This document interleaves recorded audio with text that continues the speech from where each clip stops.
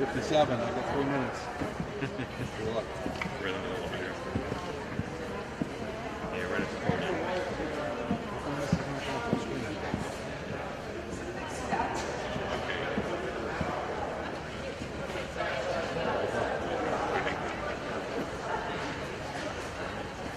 See, my team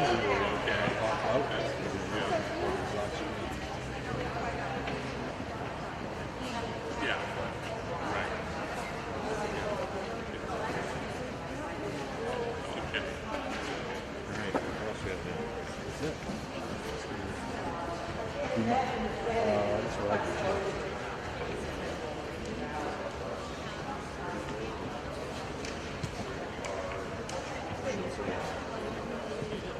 Oh, you're just checking it to see? Yeah.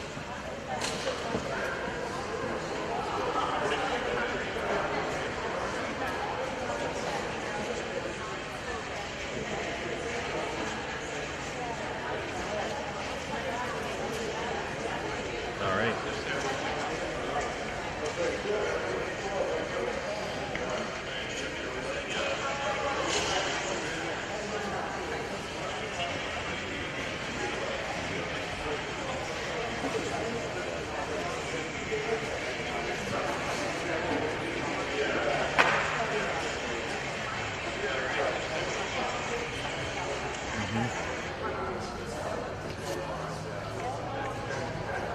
The bag's staying. But this is going to go with you. I'm going to take it forward.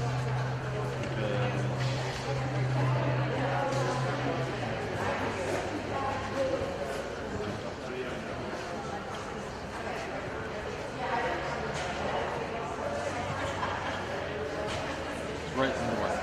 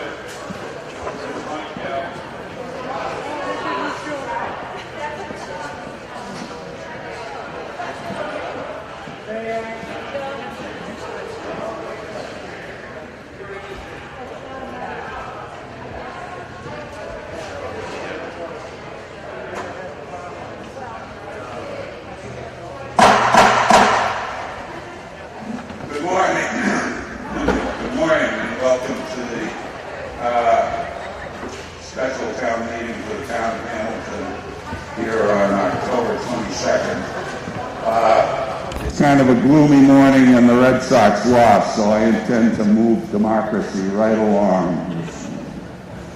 The constable has confirmed that the warrant for this special town meeting has been properly posted. The town clerk has informed me there is a quorum present. The special town meeting for the town of Hamilton is now open. I've been informed that our recently retired State Representative Brad Hill is in attendance. I'd like to ask the Board of Selectmen to come and stand and ask Brad to come forward.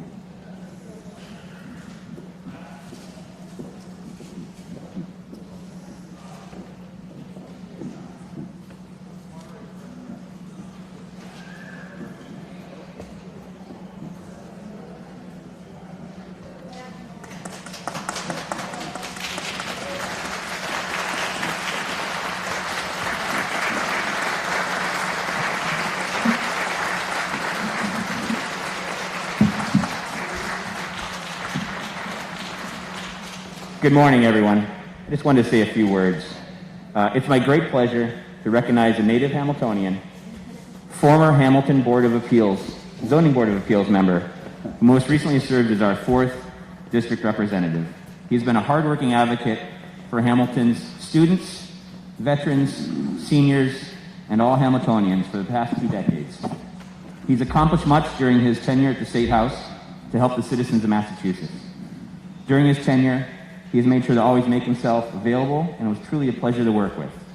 He recently left the House of Representatives to a new role as a commissioner on the Massachusetts Gaming Commission. We will miss his good-natured humor and straight talk as our 4th district representative at the State House. He's genuine and a kind person who I've come to consider a dear friend. Brad Hill, everyone.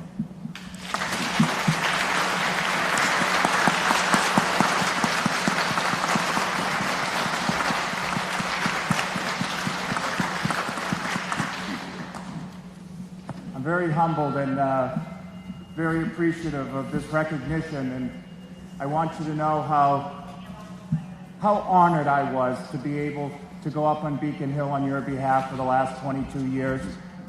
I remember when I was first elected, there was a Hamilton official who said to me, "I hope you never forget where you came from." And I want you to know that my blood will always be blue and silver. And when I was up on Beacon Hill, I let everybody know about that blue and silver and the things that I learned here in Hamilton growing up here. If you don't mind, I just wanted to recognize a couple of people who helped me become this representative that I was.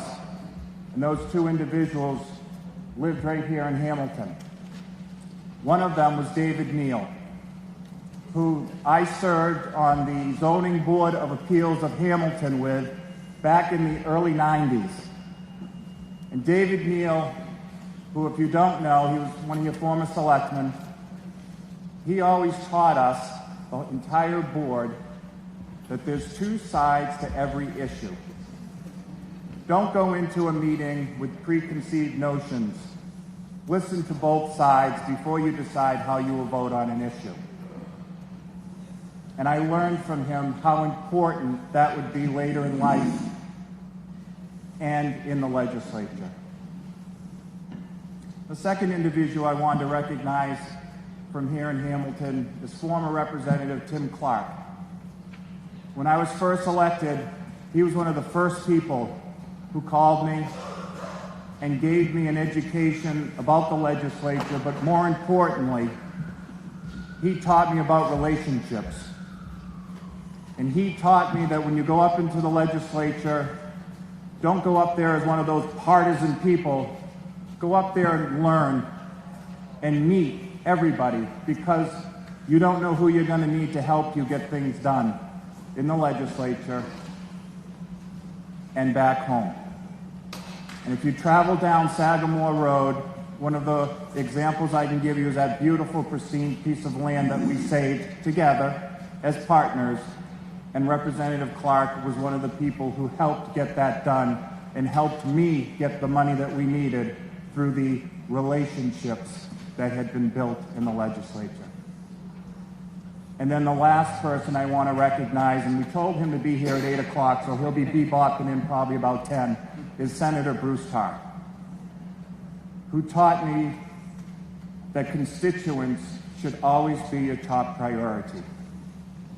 He gave me the book from Tip O'Neill, All Politics is Local, and in that book, it said that when a constituent calls my office, even though it may seem to be a little issue to you, it's an earth-shattering situation for them. And that's how you need to take every phone call. And I'd like to think that that's how my office handled our constituents over the last 22 years. All of this started right here in Hamilton. I'm forever grateful and honored that you voted me in 12 times to be your representative. I will miss the job, but I will also remember this job, not only in my new profession, but in life. Thank you all, and thank you for giving me a few minutes, and thank you for this recognition. This will be the first thing that goes up in my new office, I can assure you. Thank you very much.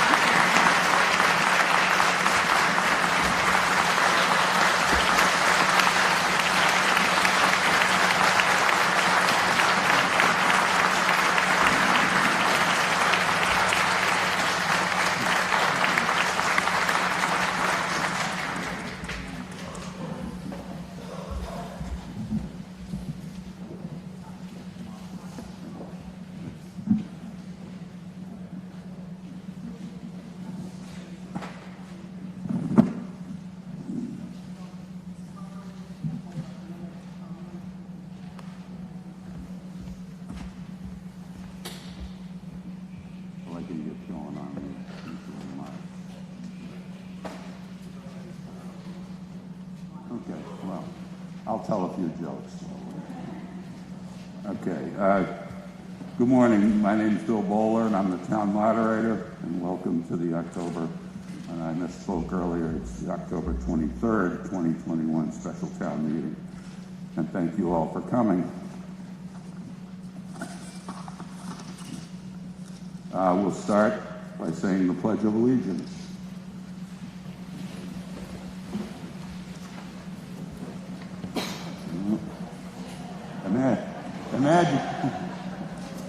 Imagine a flag. I pledge allegiance to the flag of the United States of America and to the republic for which it stands, one nation, under God, indivisible.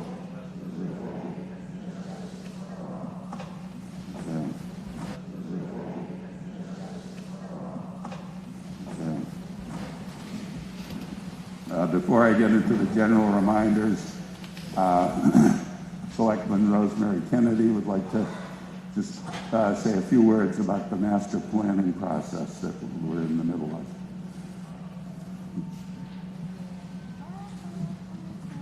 Good morning, everybody, and thank you so much for coming today. My little readers on. So, as you may or may not know, the town is embarking on a new master plan. Master plan is a document that guides the development of the town based upon resident input. Master plan looks at current conditions in the town with respect to housing, infrastructure, and open space. Then it looks toward the future by asking and listening to the responses of residents to three vital questions. What do we want to protect? How will we grow? And what do we want to provide? These answers will function as roadmaps for the evolution of our town over the next 10 to 20 years. The Master Plan Steering Committee will hold a series of community forums over the next several months. And the first public visioning session will be held at the middle school on Saturday, November 13th, 9:30 until noon. We want to listen to what you have to say, and please be there because this is your town. Thank you. Thank you, Selectman. Some general reminders. If you're a registered voter in Hamilton, you should have picked up a voting clicker, which looks like this. If you haven't and you wish to vote, then I ask you to get one now at the table.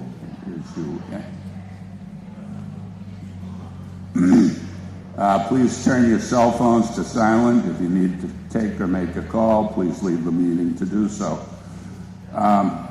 We welcome non-voters to town meeting, but ask that you sit in the visitors area, which is located in the corner up there in the back to my right. I'll introduce the folks who are sitting up front. We have Tom McEnany, KP Law, Town Council, Corinne Kale, Town Clerk, Joe Demelowitz, Town Manager, Alex McGee, Finance Director, Jamie Knudsen, Rosemary Kennedy, Darcy Dale, and Sean Farrell, Selectmen. And then from the FinCom, Christina Schenk-Hargrove, Chair, John Prelage, David Wanger, Nick Tenson, and John McGrath. I've asked non-resident town officials and those assisting the Selectmen or Finance Committee to be present here so they may be available to answer questions. Members of the press and video crew have also been allowed to be present. I hope you've all read and brought your copy of the warrant. If you did not, there may still be some extra copies. The agenda for the meeting is the warrant. This is the warrant. It was prepared by the Board of Selectmen. To bring an agenda item before the meeting, I'll recognize a member of the sponsoring board, committee, or individual so they can make a motion. If the motion is seconded, I'll recognize the proponent to speak to you about it. Once they are done, I'll open the discussion up to you. If you wish to speak, you must first ask me to recognize you.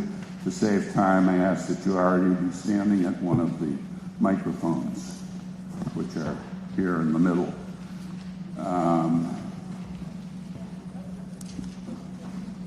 Once you're recognized, please state your name and street address.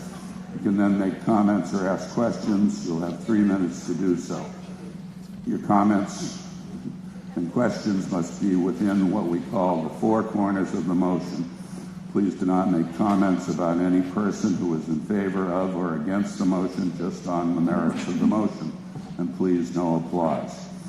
All motions to amend must be submitted to the town clerk in writing. If you need assistance in framing a motion to amend, town council will provide you with some assistance. No more than one amendment may be pending at the same time.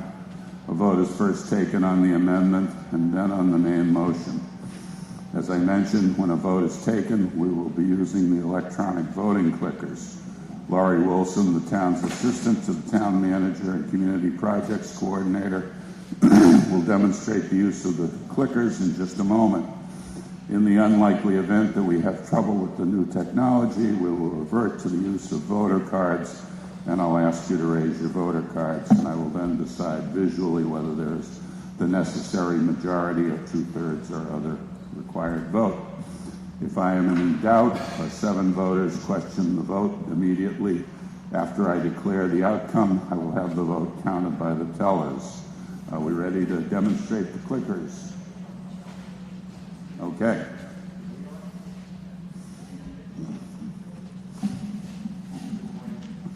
Morning. I'm not Laurie Wilson. She's running the machine back here.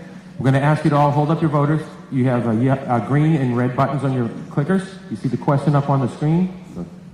Where is it? Okay. When we ask the question, Laurie will tell me yes, and you guys can start to vote. Open vote. The question was, will the New England Patriots win tomorrow's football game? We're going to open the vote now. You can start to vote.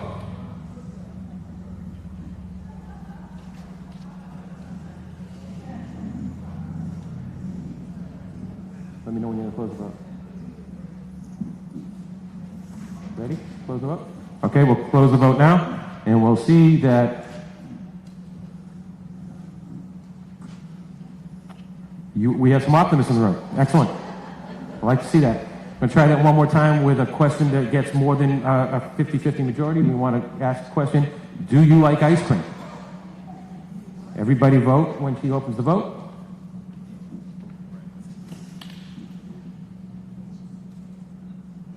Oh, once you voted, the little box should say okay, so just make sure your box says okay.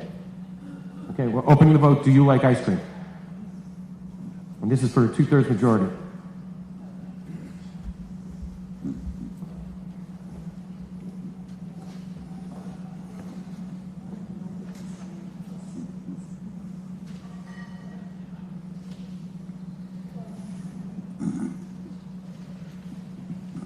Okay, we'll close the vote. 86 voters. And we won. We all like ice cream. All right, we'll turn it back over to Marta. Thank you.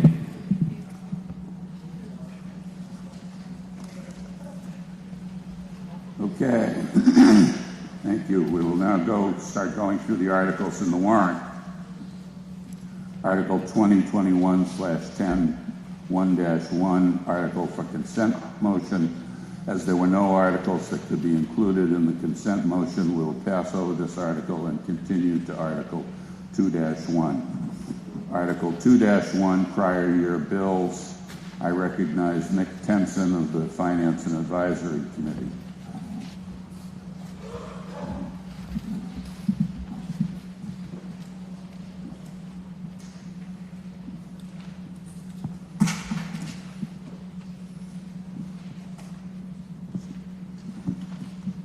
Vagrancy of masks.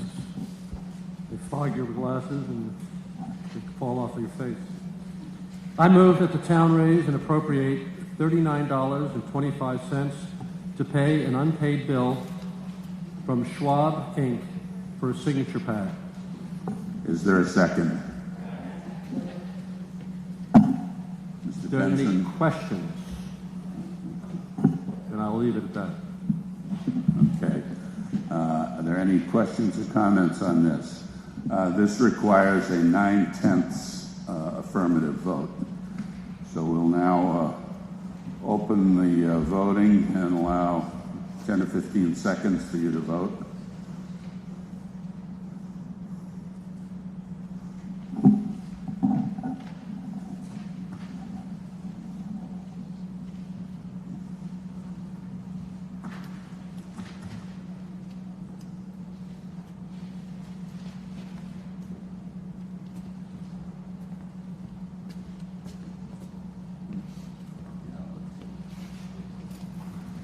The vote is now closed.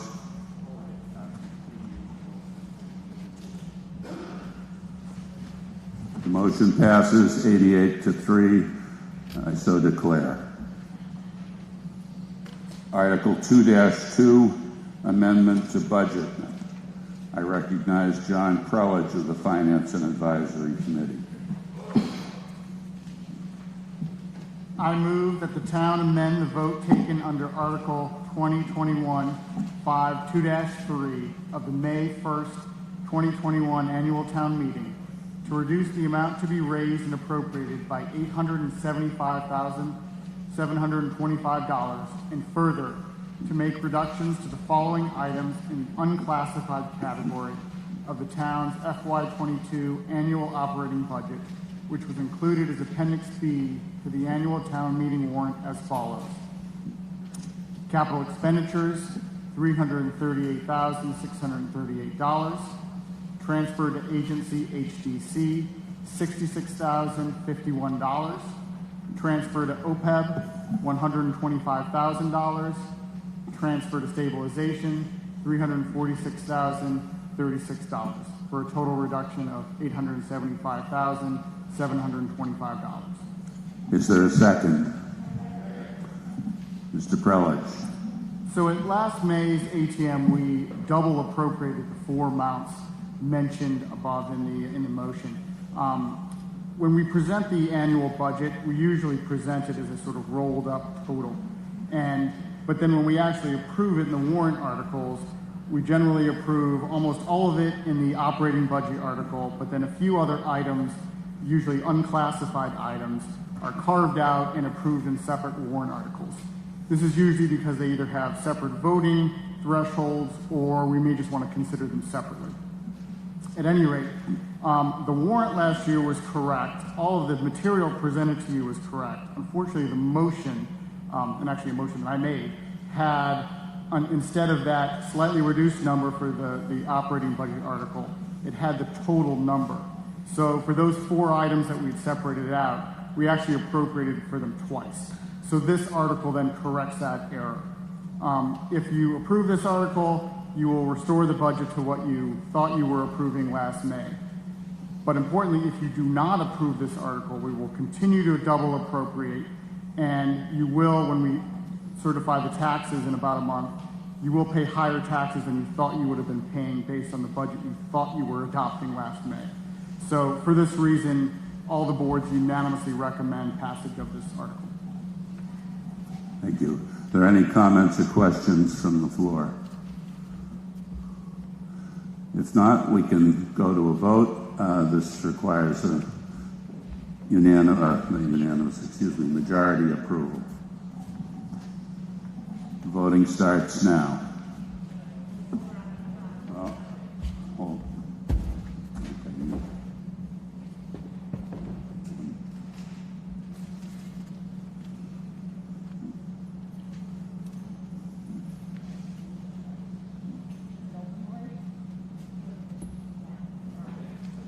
Okay, voting is now open.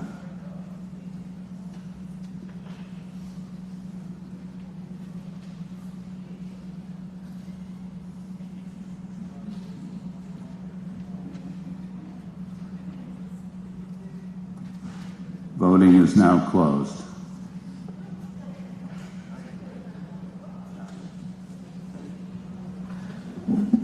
The motion passes 99-1, and I so declare. Article 2-3, election staffing. I recognize Jamie Knudsen of the Board of Selectmen.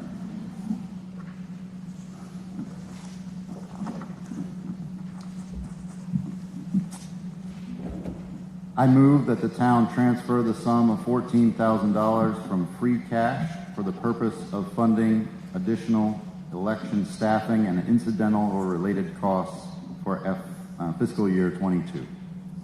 Is there a second? All right, and so this is related to the elections that are coming up on November 2nd, and then the primary November 2nd, and then the election later in November related to Brad Hill, that guy that we just honored. He's causing us to spend all money for some election. It was obviously unexpected, and that's why we need to have this article. Are there any questions or comments from the floor?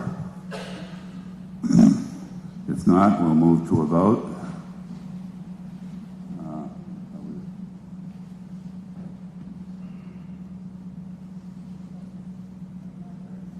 Okay, voting is now open.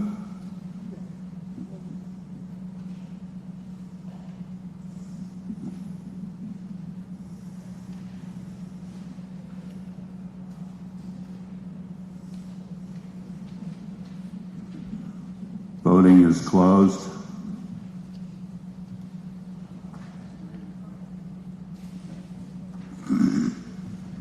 The motion passes 95-8, I so declare. Okay, Article 3-1, General Bylaws, Board of Selectmen name change. This is tied to also to Article 3-2. Zoning bylaws, Board of Selectmen name change. We'll have a discussion related, but they're separate votes because there are actually separate voting totals required. So I recognize Darcy Dale.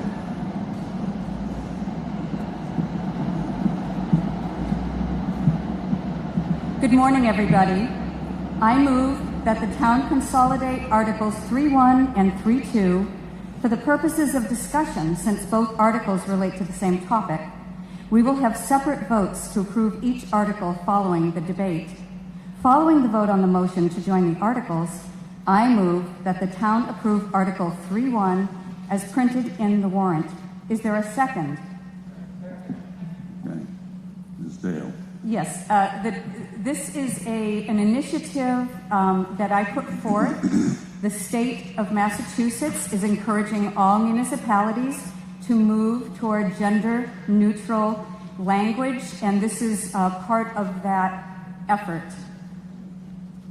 Any questions? Okay. Are there any questions or comments from the floor?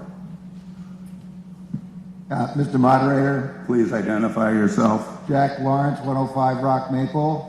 I understand gender neutrality and select board, all well and good, but how do we now refer to what are will be formerly known as selectmen, as Your Majesty or something else? Select board members. Any other questions or comments? Okay, if not, then I think we're ready to move to a vote on Article 3-1. That's been moved and seconded. Are we ready to? Okay, the voting is now open. This is a majority vote.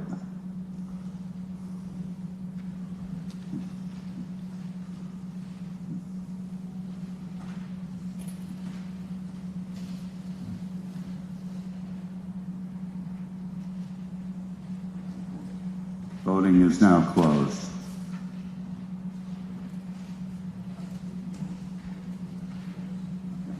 Okay, the vote passes 81 to 23, and I so declare.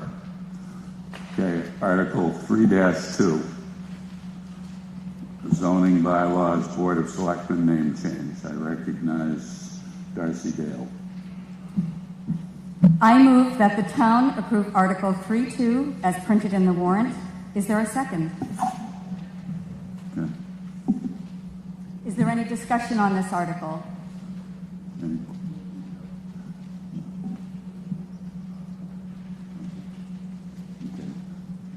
The planning board did, as required, hold a hearing, public hearing on this and recommends passing. Any other questions or comments? This requires a 2/3 vote. Does someone from the planning board want to speak to this, or have I encapsulated their thinking? Okay. Apparently not. It's part of the public record that they did recommend this being passed. Just for the record, in addition to moderator, I am the chairman of the Zoning Board of Appeals. I did confer with town council on this, who felt that there was no conflict of interest from my not stepping down and handling this matter here, but I just want that on for the record. So, comments, questions? If not, we're ready to go to a vote. This requires a 2/3 approval. Are we ready? Voting is now open.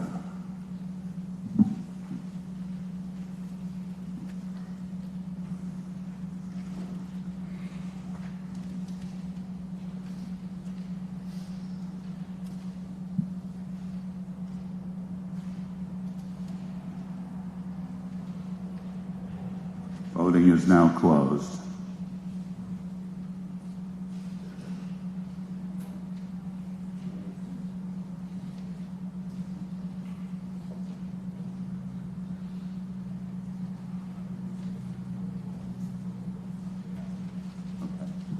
The vote was 86 to 21.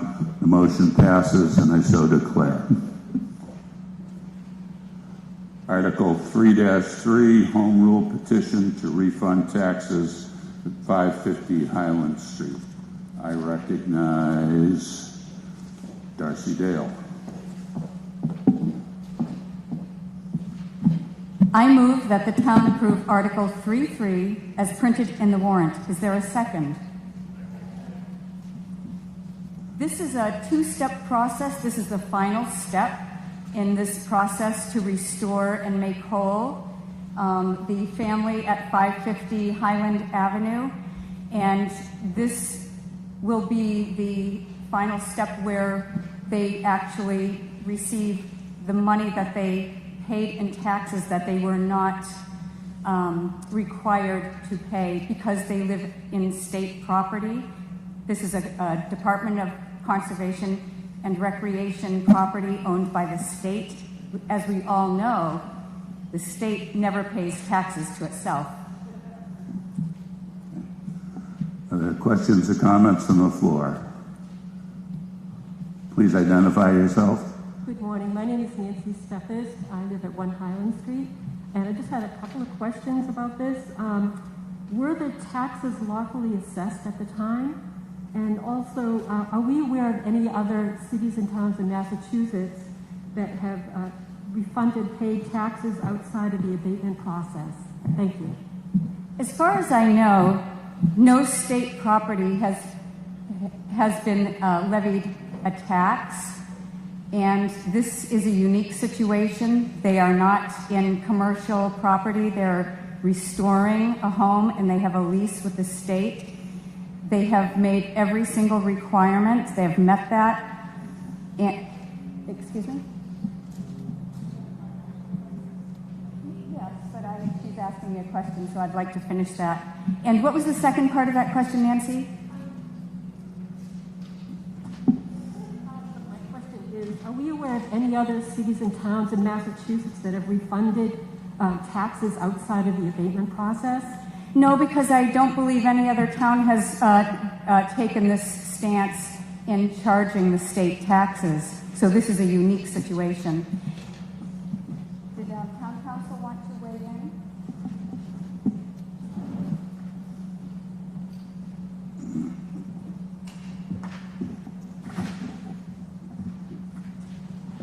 Thank you, Mr. Moderator.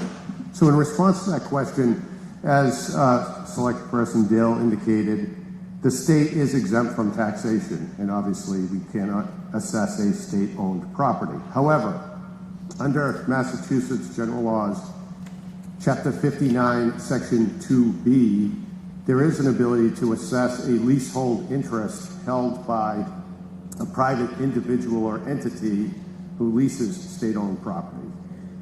And I believe, it's my understanding that that's what was done here. Thank you. Any other questions or comments? Lynette Fallon, 38 Goodhue Street. The law that was just cited by Town Council is open to interpretation, and there have been several cases on that law. The one thing that is clear is that if the lease is for commercial purposes, it may be taxed. There is certainly ambiguity in the law, which this town took action to clarify for this particular purpose, that this particular property would not be taxed. And I'd like to add that the only reason that the residents paid the tax at the time was that the town was asserting its claim aggressively, sending letters from litigation counsel and threatening litigation.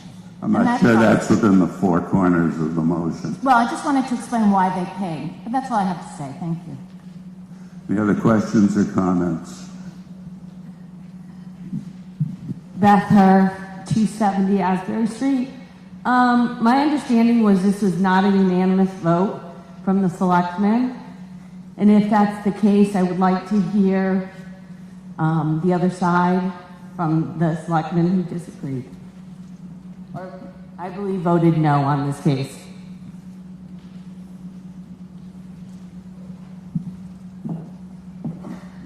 Yeah.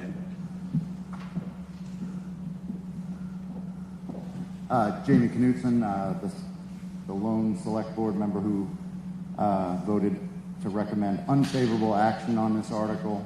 And the reason I did so is fairly straightforward in that there's a process when somebody feels that they have paid taxes that they shouldn't have had to pay, and that is that they file an abatement. By the way, if you think you're being taxed improperly, you should file an abatement, and you'll get action on that. And they did not file an abatement, so I think it is not a good precedent, policy, and plan for the town for us to treat one particular individual differently than the rest of the 8,000 or so people that live in this town get treated.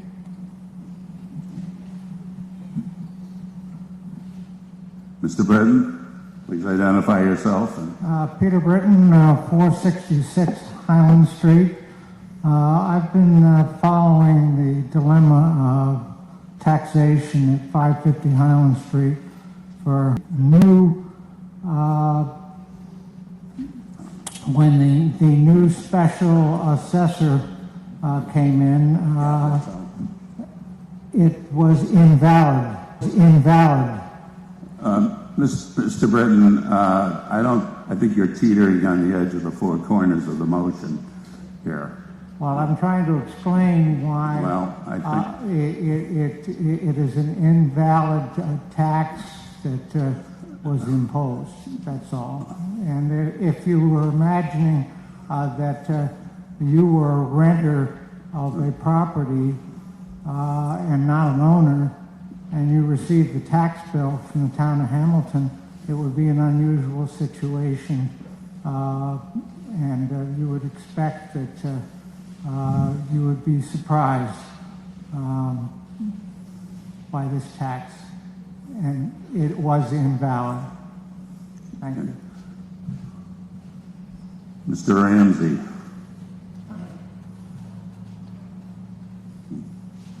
Bruce Ramsey, Goodhue Street. I think this is a situation where the town made a mistake, and when a mistake has been made, it should be recognized and not made penalizing the person who was the mistake.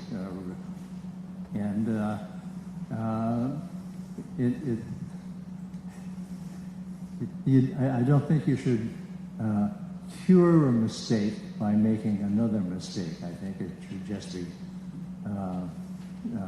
corrected. Thank you. Yeah.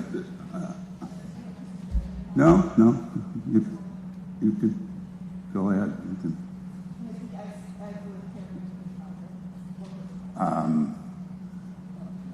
You're going to give the Finance Committee's position? Sure. Good morning, everyone. Christina Shankar-Grove, Chairman of the FIN. Good morning, everyone. Christina Shankar-Grove, the chairperson of the Finance and Advisory Committee. And I want to just clarify the FinCom's position on this.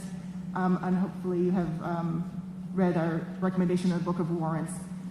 It was not the FinCom's position that the town did anything incorrect at the time that the tax was levied, and that is not the basis of our position. The basis of the position is that it's in the best interest of the town to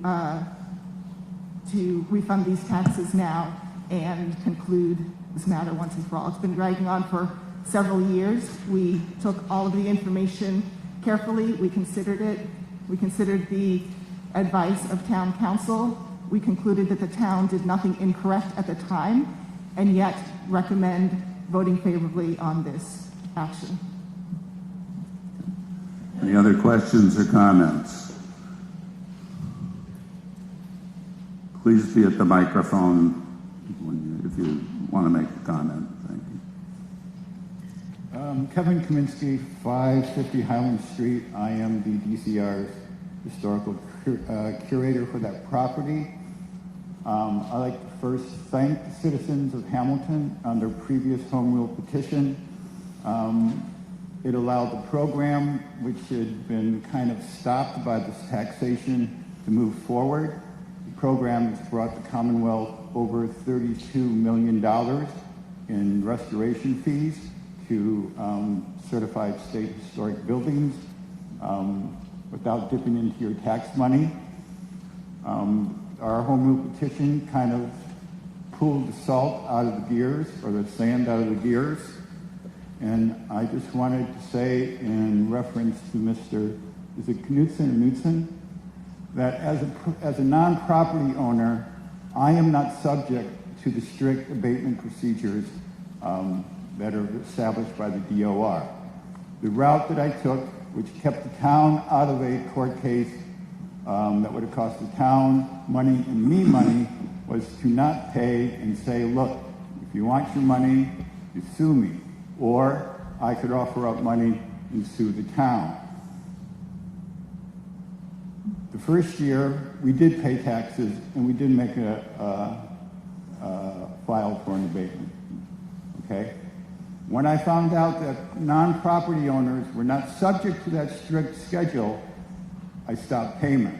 The town then pursued to file a lien against state property, which some think is quite inappropriate, and hired a law firm of Coppola & Coppola to advance legal action in the land court. Land court asked Coppola & Coppola in a direct letter by the clerk after 2 years what was their intention. And Coppola & Coppola did not return any statement to the land court. The land court at that time had received a tax title for the property that clearly stated that it was owned by the state and under the auspices of the DCR. So at that time, I offered up one payment of taxes to the town and said, do you want to be sued? And the town immediately said, no. I don't believe that it's right for them to keep that money or to keep any of the money that was paid in the first year. Money should go into the property. We're doing it for the love of our country and for the love of our state. And that's it. Any other questions or comments? I think we're ready to move to a vote. This is a majority vote.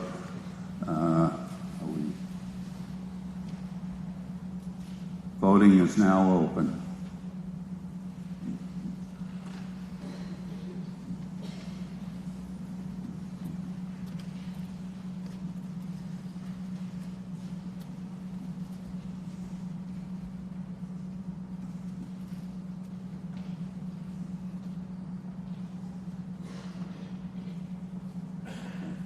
Voting is now closed.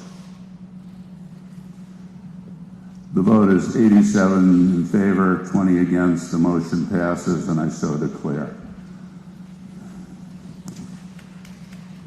Article 3-4, authorization to convey easement to National Grid 577 Bay Road.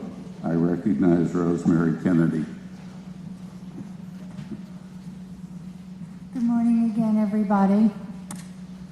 I move that the town approve Article 3-4 as printed in a warrant. Is there a second? Discussion? So I just wanted to let you folks know that this easement we were not aware of that we needed, so we certainly apologize on behalf of the town for the delay in getting the cell tower up. We know everybody has been very eagerly awaiting it. And so National Grid needs this easement so they can have access to the property to repair and do maintenance. And once they have this easement in place, they'll be able to connect the power to the pole, and then the owner, Everest, will work with Verizon to get their cell receptors up. So there are still a few steps, but this is the last that we know of legal hurdle. Are there any questions? I think we're ready to move to a vote.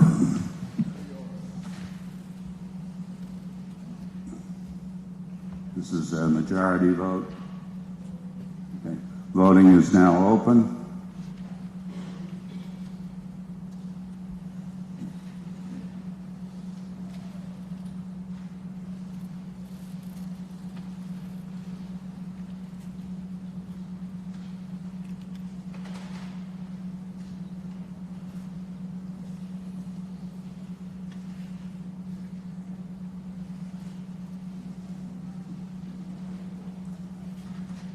Voting is now closed.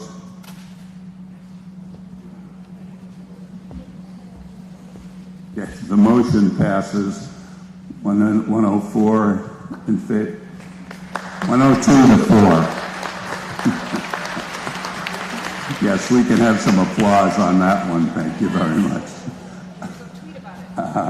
And I so declare. That concludes our warrants. I would accept the motion to adjourn. Is there a second? All those in favor, please say aye. Aye. Thank you very much for coming.